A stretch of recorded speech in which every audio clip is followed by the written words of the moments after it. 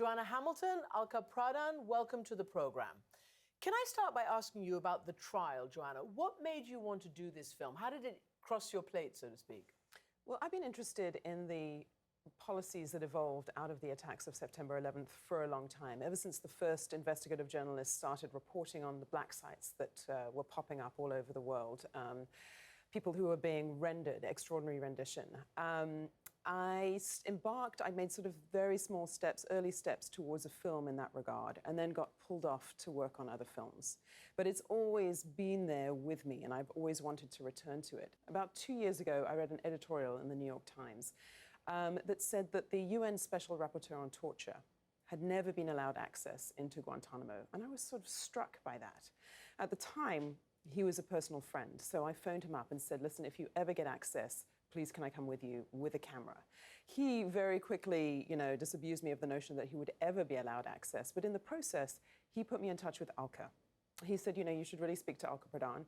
So Alka and I got on the phone and had a long, wide-ranging conversation, during the course of which, I consider myself fairly well-informed, and I had followed developments at Guantanamo, but I had forgotten, if I ever knew, that there was a trial that was happening. That was the genesis. So let me ask you, Alka, then, because you are defense counsel for one of those on trial. So just tell us, I mean, a lot of it is happening out of sight. We just don't have access to the nitty-gritty of the so-called tribunals at Guantanamo. I mean, from your perspective as a defense lawyer, do you think, is justice being done? What's going on? No, absolutely not.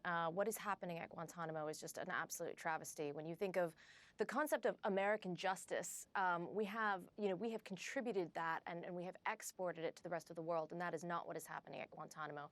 When you say, Christiane, that this is happening out of sight, that's very much by design. The United States government chose Guantanamo because it was outside of the United States legal system, because we wouldn't have to apply U.S. law.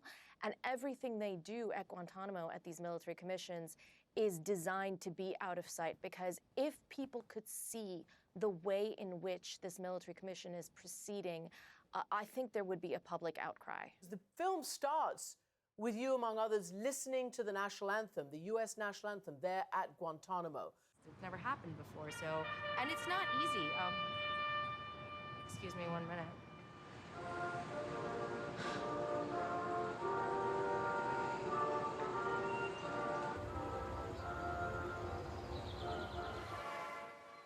Just tell me how that feels, representing these people and having to really lobby on their behalf, because the government doesn't seem to be doing its due diligence when it comes to the trial process.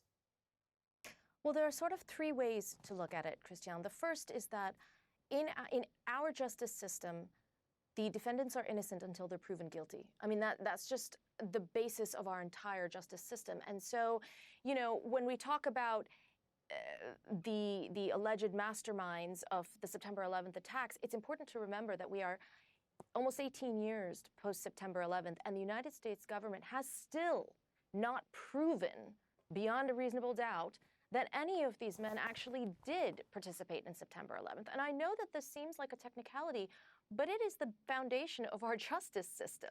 So they chose to torture them in black sites rather than bringing them to trial, rather than actually proving any kind of case against them. That still has not happened. The second part of it is the torture, right, which is just the nasty center of this entire endeavor of the military commissions at Guantanamo. The government has tripped over itself multiple times because of the torture. The evidence, the key evidence they want to use against Ammar and against the other defendants is acquired following their torture in CIA black sites, which is absolutely illegal.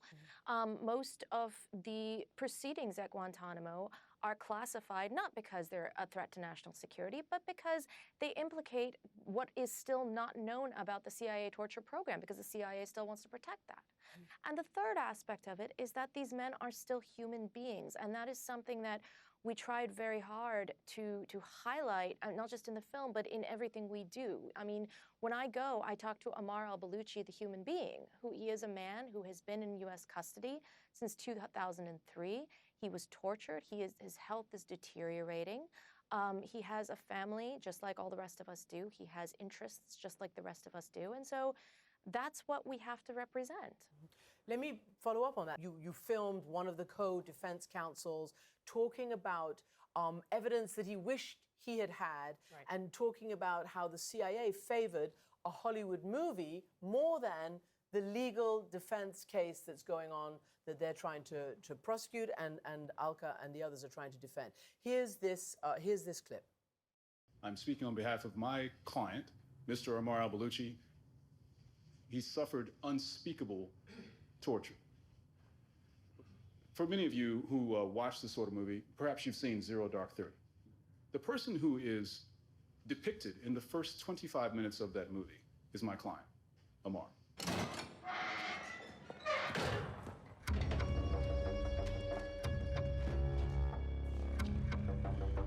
I own you, Ammar. We asked, how did the director of Zero Dark 30 get all this information? And received in discovery that she had access to CIA records. But we're denied because they say it's not relevant. I mean, Johanna, that is a very, very, very strong part of your 15-minute documentary. We obviously didn't put all the torture out there. We have constraints on the television, but nonetheless, it was pretty, obviously, very violent. How did you decide to sort of construct that part of the film? Well, there's so, as we've been discussing, there's so much of the rendition, detention, and interrogation program that is secret, that is still secret to this day. And so, you know, insofar as it's possible to shed a little bit of light into these spaces that we know virtually nothing about.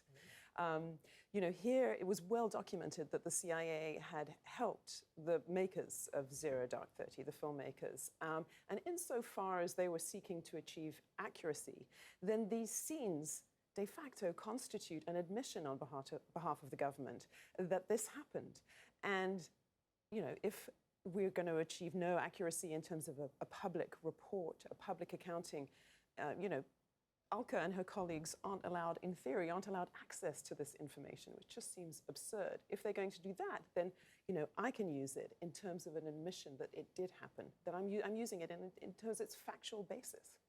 And how did you get, I mean, obviously, I guess the defense counsel were interested in having this be portrayed in your documentary. Did you get any of the other side, the US government side, the prosecutors? You know, Mark Martins was at Guantanamo when we visited. You know, we did get him on camera. He says relatively little. And, you know, Christiane, I felt that there is a place, you know, we have heard a lot from the government. In Guantanamo, you are in a place that is, you know, uniquely controlled by the government. You know, you have a government minder with you at all times. There's so much that you can and mostly cannot do at Guantanamo. So I felt that, you know, while I filmed him, you know, perhaps in a very traditional journalistic sense, it would have made sense to have you know, even a tiny snippet of him. But I feel that there is a place for, you know, a smaller point of view driven documentary that is, you know, both historical, accurate, and artful. Mind-bogglingly, the pre-trial for this trial has taken 7 years and counting, and there isn't even a specific date for the trial. Let's just remember that Ammar al-Baluchi, your client, is a relative of the alleged mastermind, Khalid Sheikh Mohammed. But what I want to ask you is this, as a legal point. I think you have said that the United States government has waterboarded its way out of a conviction for Baluchi. Can you explain what that means? Absolutely. I mean, the minute the US government decided to torture Ammar, they threw away any opportunity to have a fair trial for him. Because every statement he made after that was impacted by the torture. The key evidence the government wants to use are these statements that he and others made to the FBI after they were brought to Guantanamo in 2007, after years of torture. And Christiane, when I say years, we have read into the record in an unclassified session at Guantanamo the hundreds, thousands of interrogations that they had over 3 or 4 years in the black sites. And so those statements in 2007, the government's primary evidence, are the product of torture. And so That's the government's primary evidence. And what's happened is over the course of 7 years, the government has steadfastly refused to give us the information we need from the black sites, key information: who was in the room when he was tortured, who asked him questions, what were the questions, things like that that we need for his defense. And so, you know, the prospect of having anything that looks like a normal trial at this point is far gone. There's just no way. I want to play another soundbite, and this is of one of the relatives of one of those who was killed on 9/11. Let's not forget, nearly 3,000 people were slaughtered on 9/11. And this must be an incredibly painful process for them, because they are waiting years to know whether there'll be accountability for the death of their loved ones. This is one of the fathers. The fact that we're spending 2 years or more developing the process for this is quite irritating from my perspective, and I'm sure other people feel the same way. I'm not saying it's an open and closed case, but is there a better way to figure out what the process should be than having defense lawyers and prosecution lawyers arguing that out point by point? I don't think this is going to be resolved in my lifetime. I mean, it must have been incredibly devastating to hear that. Yeah, and I cannot imagine. I mean, the 9/11 families, victim families, are invited down to observe all of the pretrial proceedings. I can't imagine what it's like for them. And Alka can speak obviously much better to the defense teams make a point of meeting with the victims' families. And I think over the years, they've really run the gamut of emotions in terms of, what people say to them. Yeah, it must be absolutely devastating for people. Has the Pentagon, the CIA, the US government in any way reacted to your film? Thus far, no. What are the numbers at Guantanamo? Alka, correct me if I'm wrong. I think there are 40 men still there. That's right. Yeah. 5 are the high-value detainees who are charged in the 9/11 conspiracy. 4 of which more, Ammar is one of them, and Khalid Sheikh Mohammed. Correct. 4 more have been charged in other, under the military commissions for other crimes. And the rest are forever prisoners. People, in other words, people who have not been charged with a crime and will never be charged with a crime, and who will likely remain in Guantanamo forever. In fact, they're building a geriatric wing in Guantanamo right now. They're building a geriatric wing? They are. Well, so actually, just two minor points. Actually, 5 of the 40 who are left have been cleared for release and were cleared for release prior to this administration. Right. But of course, this administration's policy is not to transfer anyone or to negotiate transfers. And so those 5 men who have been cleared unanimously by 6 government agencies are still there, just waiting for an administration that will be willing to transfer them. There are still a large number who are eligible to be cleared, but that review process has also essentially stopped under this administration. And so there is hope for some of those 40 left, but in the meantime, they're being held in indefinite detention without charge. In terms of the geriatric wing, this is something that's actually quite an important point, because the detainees are deteriorating quickly. Every single one of them was tortured just brutally by the United States government and continue to be tortured in arbitrary detention there. And they need health care. They need torture rehabilitation, which is specialized health care, and the government just absolutely refuses to give it to them. I know that the Pentagon asked for additional funding to build more resources there, and Congress actually denied that quite recently. And so they're just kind of stuck in this loop of, they won't be released, but they won't be given care. I mean, the idea that Ammar al-Baluchi, your client, I read, was first arrested in Pakistan. In Pakistan, we read that he was very chatty, that he was busy telling the interrogators what they wanted to hear. He was talking. And then they nonetheless took him to first Afghanistan black site, then Romania black site, and tortured the heck out of him. Why do you think they didn't just go with what he was saying in Pakistan and get the actual information out of him? Well, so first I have to say that I can't confirm or deny any of the locations in which he was held by the CIA. I can confirm that he was picked up in Pakistan in 2003. But to answer your question, I don't know. I think it's because the CIA, honestly, the people who were in charge of the CIA torture program, Mr. Mitchell and Mr. Jessen, were on a complete frolic. They wanted to impose these techniques on these prisoners. They wanted to render them to these secret sites. I mean, there was really no actual science behind it. What is your hope that your cases will ever see the light of day in a courtroom in Guantanamo? I mean, Christiane, honestly, at this point, my hope is not to go to trial at Guantanamo, although I think it is likely that the government will insist on having a trial.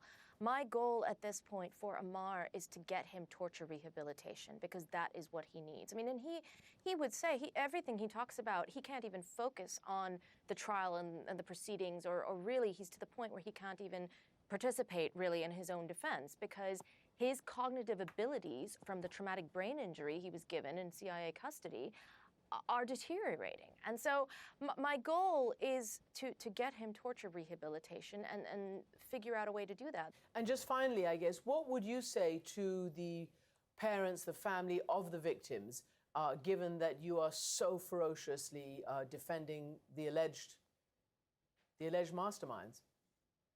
I am so ferociously defending Ammar al-Baluchi because that is in keeping with our values. That is what the United States has always stood for. My heart breaks for the victims. I'm an American as well, first and foremost, and that is why I do this work. There is no part of anything, any of this, September 11th onwards, that is not tragic. And I honor the family members of the victims who come down to Guantanamo and have the courage to come and talk to us and see everything, because I don't know if I would have the same courage that they do. It really is remarkable, and the film really does give a remarkable insight into this story that otherwise is sort of happening out of plain sight.